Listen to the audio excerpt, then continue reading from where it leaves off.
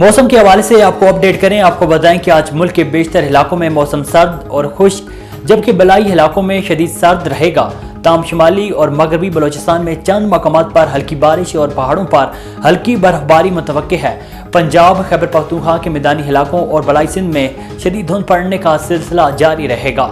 खित्ता पटवार और कश्मीर के अजला में सुबह के औकात में चंद मकामात पर धुंध पड़ने का इम्कान है।